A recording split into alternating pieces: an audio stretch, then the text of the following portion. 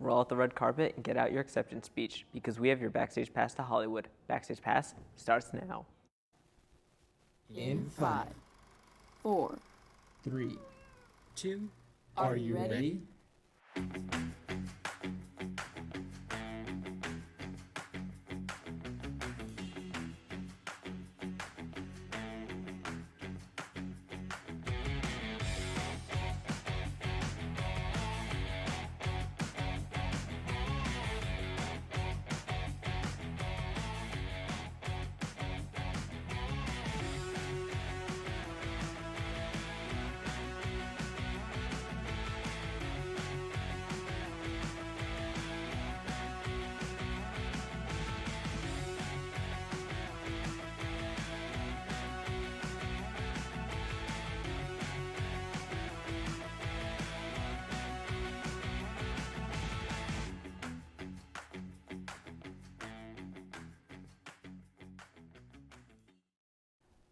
Hey Explorers, welcome to Backstage Pass, where we give you the scoop on all things entertainment. My name is Patrick O'Hara.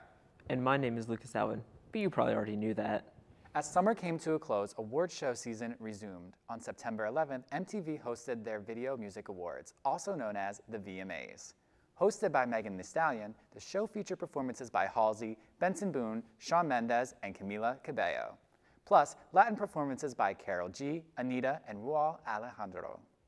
And a K-pop performance by none other than Lisa from Blackpink herself, with a medley of New Woman and Rockstar. Megan Thee Stallion also took to the stage to perform a medley of songs, including BoA, BAS, Hiss, and especially Mamushi. During Mamushi, the Stallion brought out Japanese rapper Yuki Chiba, who was featured on the song.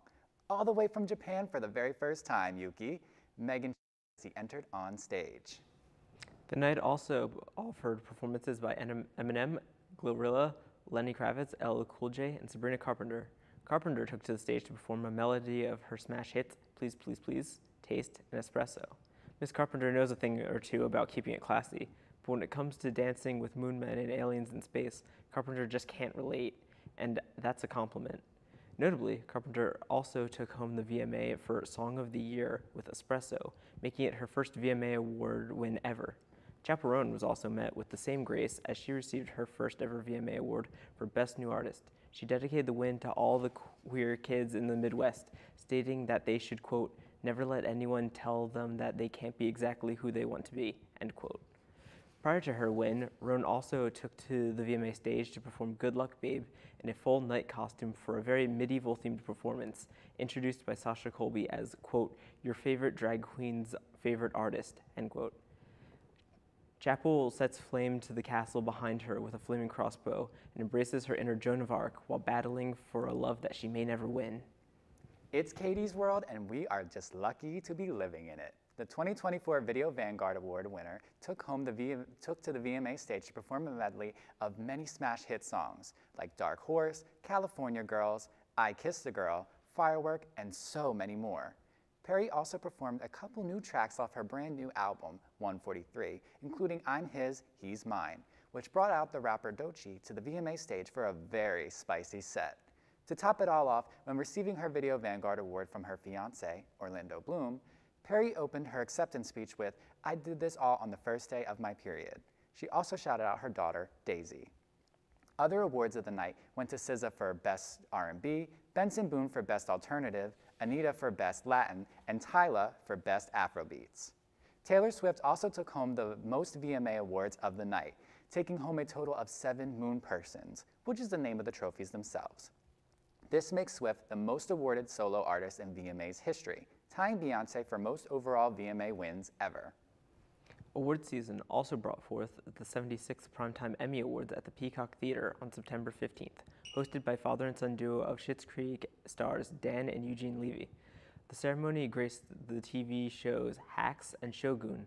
Hacks took home the wins for Best Comedy Series, Outstanding Writing for a Comedy Series, and the show's lead actress, Jean Smart, took home the Emmy for Outstanding Lead Actress in a Comedy Series. But if you thought that was a large amount of wins, Shogun took a total of 18 wins, the most for a single season in Emmy's history. That's quite impressive. FX's The Bear followed close behind with a total of 11 wins, breaking its own record for the most primetime Emmys won by a comedy series in a single year, which was originally 10. But do you know what deserves both an Emmy and an Oscar? Barbie's Princess Charm School. Not familiar with it? Well, you're in luck. We have Asada Ba and Maddie Green of the LaSalle University Lit Lounge to tell you all about the movie. So boom, take it away, girls. Maddie Green. And my name is Asada Ba, And welcome back to So Boom. where we retell books and movies the only way we know how, terribly. Make sure to follow us on our Instagram, LaSalle Lit Lounge, to keep up with us and all of our events. So this week, we are covering the greatest Barbie movie of all time. Barbie Princess Charm School. So boom. So we're in this kingdom of Gardenia, which is basically Philly, but instead of City Hall, there's a palace. Years ago, the king and queen of Gardenia were in a fatal car accident, offing the king, queen, and their baby daughter, Princess Sophia. Now, Dame Devon kind of rules Gardenia until her daughter, Delancey, becomes princess. But that's not where the story starts. Living in Gardenia is a 17-year-old commoner named Blair Willow, who's a waitress at this coffee shop. We see her girl boss the shop, running the whole thing by herself. She's grinding to provide for her little sister Emily and her sick mother. She heads home because Emily wants to watch Princess Charm School's annual lottery. They basically select an average girl from the kingdom to attend Princess Charm School and become Lady Royal, which is basically a princess's most trusted advisor. Emily is obsessed with being a royal, and since she's not old enough to be one, she submits Blair's name like 100 times. And guess what? Blair is chosen. This wouldn't be much of a movie otherwise. It's the best decision, though. If she graduates, she will become royalty and be given a better place to live, and her mother will have access to better doctors. So she's off to Princess Charm School and greeted lovingly by a dog named Prince. Keep that in the back of your mind, okay? But lottery girls usually don't make it far in Princess Charm School, and Blair is no exception. She's clumsy and makes enemies with the princess of Gardenia, Delancey. Girl, Delancey's mom is even an op. Dame Devon hates Blair for some reason and wants her out of there. Luckily, she makes friends with soon-to-be princesses Hadley and Isla. Even the headmaster of Princess Charm School takes a liking to her and starts to give her training, which gives us the best montage song, by the way. So now she's doing better than other people. She's poised, her manners are on point, and she's being the perfect royal. Of course, Dame Devon and Delancey hate this girl even more now, especially because Delancey's crush, Prince Eric, is feeling Blair. See? So the girls at Princess Charm School are invited to the palace for dinner, and Hadley, Isla, and Blair scope out the palace's museum. That's when they find a portrait of Blair? Turns out it's a painting of Queen Isabella when she was 18. Interesting. Then they find a painting with the royal family, including baby Sophia and the dog Prince. Girl, why Hadley and Isla on their detective grind and start connecting dots? The day of the car accident happens to coincidentally be the same day Blair was adopted by her mom, and the dog, Prince, doesn't like anybody but Blair. Y'all, is Blair the lost princess? Blair's like, girl, all I want to do is graduate and make sure my family is good. But guess what? Dame Devon and Delancey plan on gentrifying the area she lives at and turning it into a park. The only way to make sure this doesn't happen is to stop Delancey from officially becoming princess, which means stealing Gardenia's magic crown, which is hidden in the palace. So they set up the night before the coronation to search the castle, except Dame Devon, who's steady plotting, frames them for stealing her jewelry. So now they're arrested and can't graduate. They're heading to the jail when all of a sudden Delancey comes to the rescue. Yeah, I was shocked too. Turns out Delancey heard the convo about Blair being the last princess, and she believes it too. She doesn't feel right wearing someone else's crown, and she wants it to go right to its rightful owner. So Delancey helps them get into the castle and they find the crown. Except they're caught again by Dame Devon. Like, what is her issue? I wish I knew. She is a real life villain. The dame locked them in the vault and they're about to give up when Isla, the musical prodigy, figures out the code using music notes and unlocks the door. Okay, tell it. They make it to the coronation just before Delancey is crowned. The girls are fighting and the crown lands in Delancey's hand. Delancey's stuck between handing the crown to her mom, who she doesn't want to disappoint, and Blair. But she decides finally to give it to Blair. Except, y'all, the dame confesses to murder. Yeah, she caused that car accident that killed Blair's parents. And girl, she admits this on national television. Yeah, no need for trial. Execution immediately. That dingbat is arrested. And Blair is crowned the new princess of Gardenia. She even gets a magical outfit change. Like, it's great. Blair decides that her lady royal is going to be Delancey. Aww. A party is held, of course, and her sister and mother come to the castle to live with Blair. And Blair reminds her sister and the audience that there's a princess inside of everyone, including you, Pookie. The end. I'm Maddie, and she's Asada, and this was So Boom. How hasn't that movie won any Oscars or Emmys? I have absolutely no idea. Just like I have no idea how many of these new movies and TV shows could potentially dominate the next award season. Let's take a look at some of those potential candidates, shall we? Joker, Folie à Deux, is set to release on October 4th. Similar to the first film from 2019, the sequel will follow failed comedian Arthur Fleck's struggle with his dual identity. While incarcerated at Arkham State Hospital for his crimes as Joker, Fleck soon meets Harley Quinn, who's played by none other than Lady Gaga. The story will follow Joker and Quinn as they fall madly in love with one another. Like the first film, the sequel will contain moments of singing. In fact, Folie à Deux will have many more moments of mad singing because, well, it's a musical. In promotion for the film, Lady Gaga, who plays Harley Quinn, released a companion album to Folie à Deux titled Harley Quinn. With 13 tracks total, Gaga takes us on a jazzy theatrical ride of Quinn and Joker's story. I have to say, I thoroughly enjoyed this record. Like, it's really, really good. Even despite most of them being covers, I found it to be incredible. Netflix recently released Mr. McMahon. This 6-episode miniseries documentary follows the former owner and booker of WWE, Vince McMahon.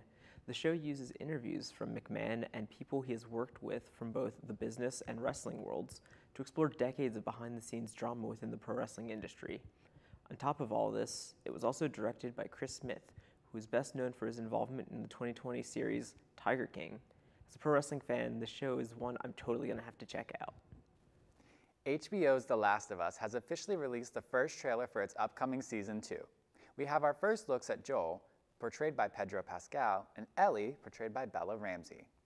Additionally, the trailer also gave us our first glimpse at the new character, Abby, portrayed by Caitlin Dever. Now, if you're familiar with how the video game story goes, this season may be the most emotional one yet. I won't give any spoilers though. Season 2 is set to drop in sometime in 2025. Video game company EA recently announced that their hit video game series, The Sims, will be receiving a movie adaptation made by Amazon MGM Studios. The film will be produced by Margot Robbie, who may know a thing or two about bizarre movie adaptations after the massive commercial success that was the 2023 film Barbie.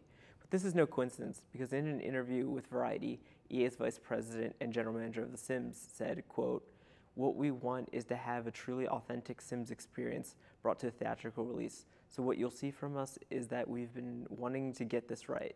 We wanted the right partners, and to make an impact the size of something like a Barbie movie is exactly what we want," end quote. No release date has been set for the movie. However, I'm curious to see if it can reach the height of popularity that Barbie Mania had in 2023.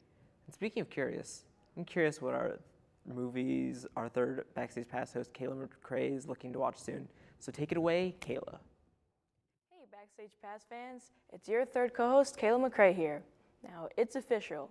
It's now fall season, all the upcoming months end in BER, and it's the final quarter of the year. How did we get here so quickly? Wasn't it just January of 2024? And how have I not gotten further in my 2024 movie watch list? That's right, folks. Today, I'm going through some 2024 films, new or older, that I want to watch before this season is over. Stick around and see if any of the movies I mention are on your watch list too. First up, Luca Guadagnino's Challengers, released April 26th, starring Zendaya, Mike Faist, and Josh O'Connor. Yes, it's true, I haven't seen Challengers yet. Don't get your socks in a bunch, I'll get to it. If you're unfamiliar, this movie is all about tennis and love triangles, specifically between tennis champion turned coach Tashi, played by Zendaya, her husband, played by Mike Faist, and her ex-boyfriend Josh O'Connor.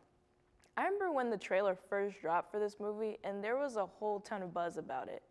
In a perfect world, I would have seen this in theaters over the summer, but I was busy, okay?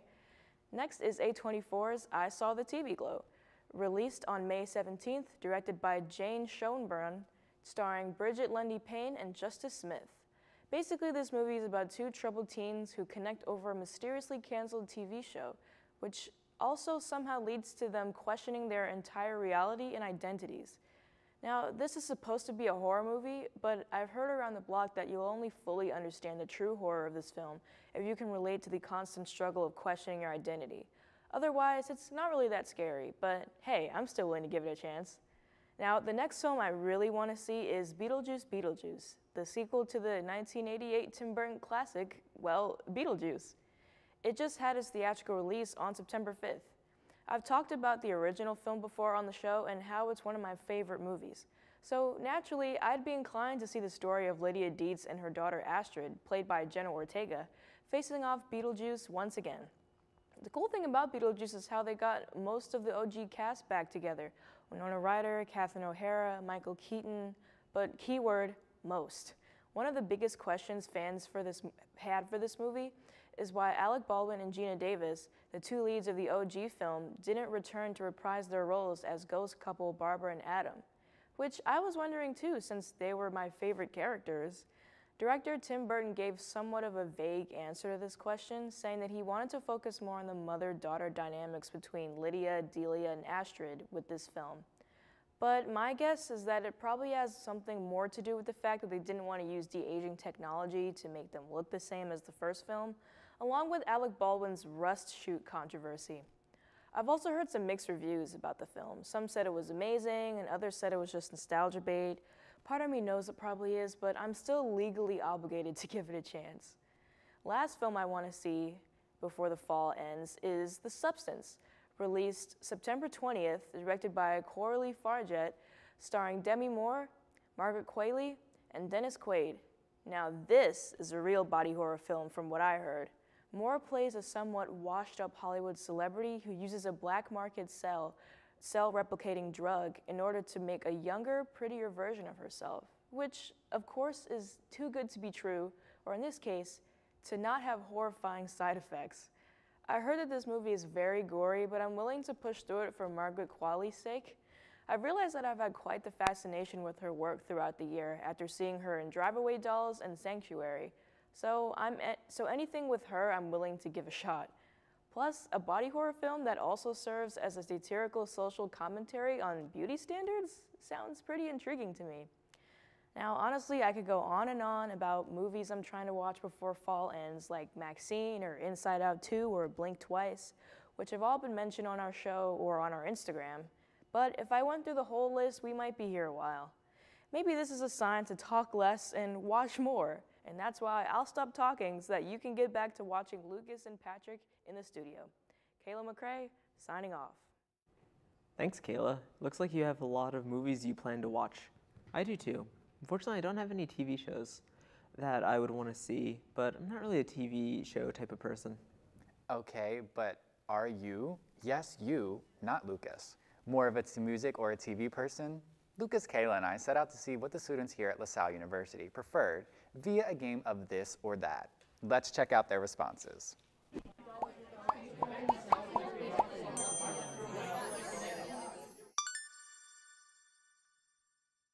Hey guys, welcome back to Backstage Asks. I'm Kayla McCrae. I'm Patrick O'Hara. Lucas Alvin. And today we're playing a game of this or that with the students at LaSalle. So let's see what they have to say.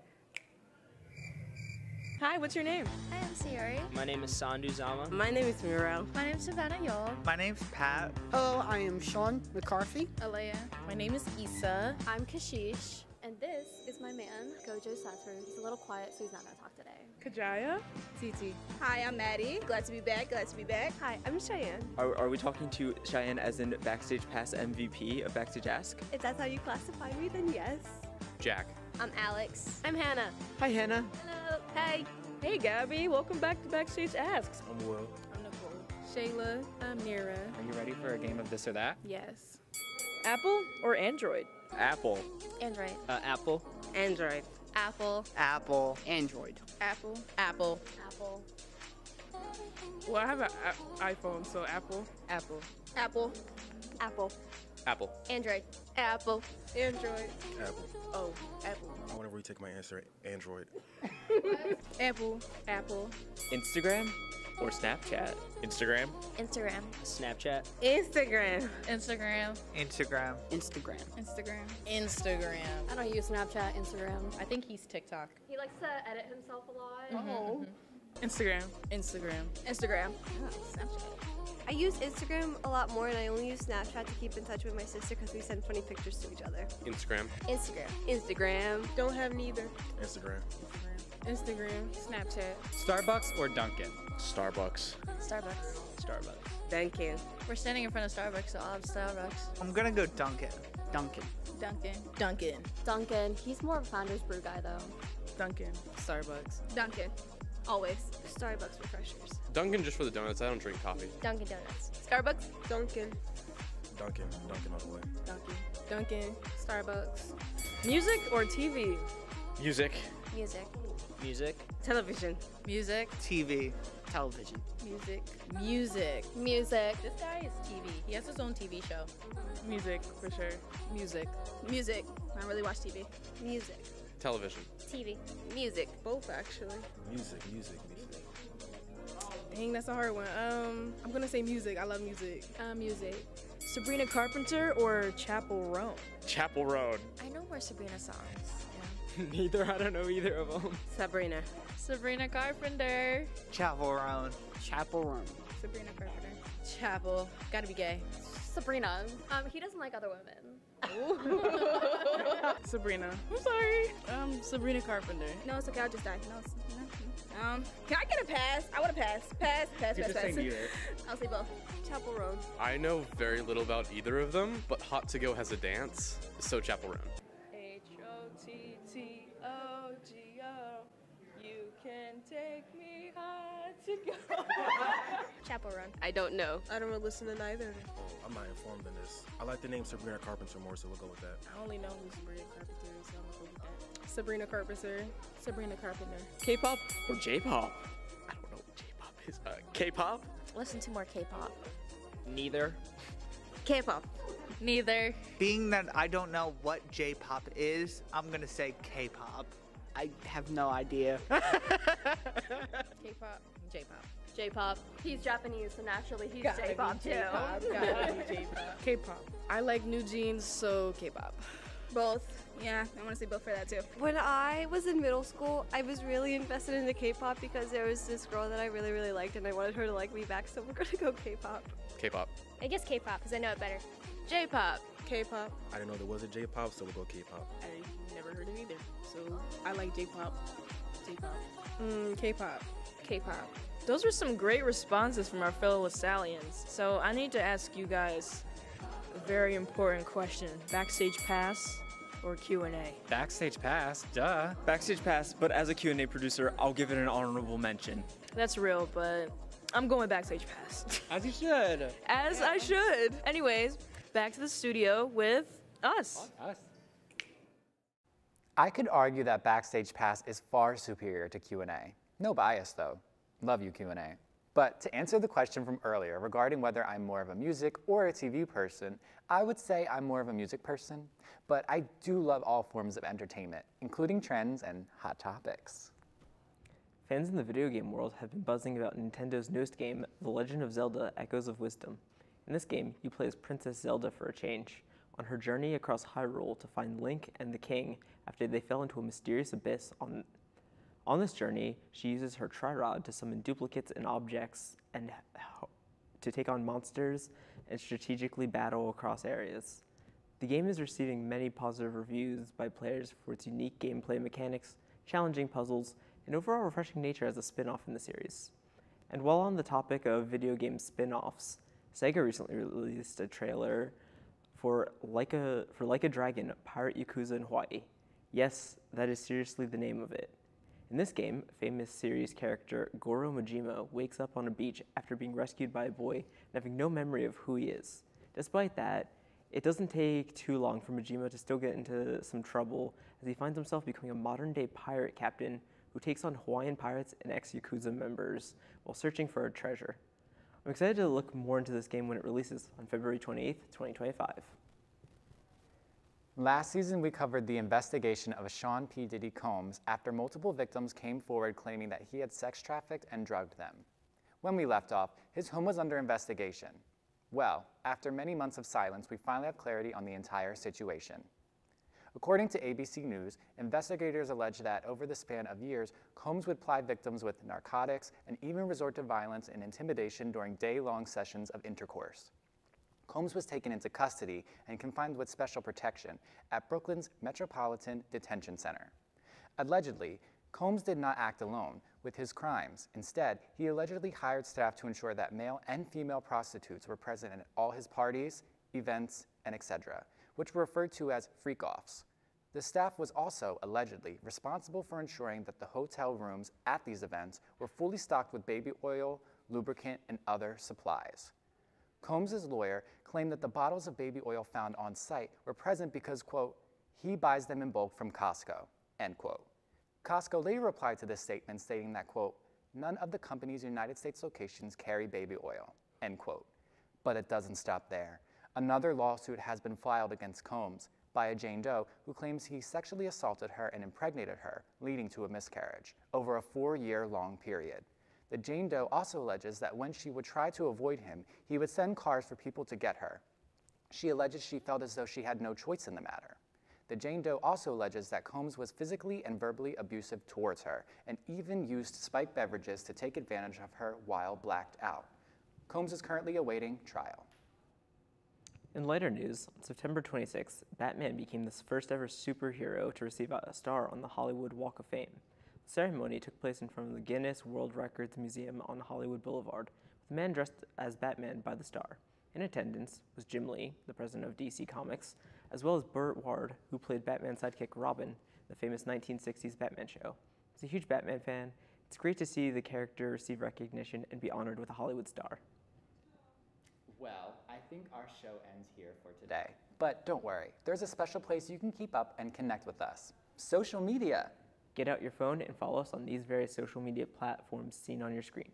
Give us a follow, leave us a comment, and let us know if you have any suggestions. Plus, you can check out this week's segment of Backstage Asks on our Instagram, along with some great behind-the-scenes content. So make sure you're following us. Thank you all for an incredible show. I'm Lucas Alvin. And I'm Patrick O'Hara. We'll see you next time. Toodles!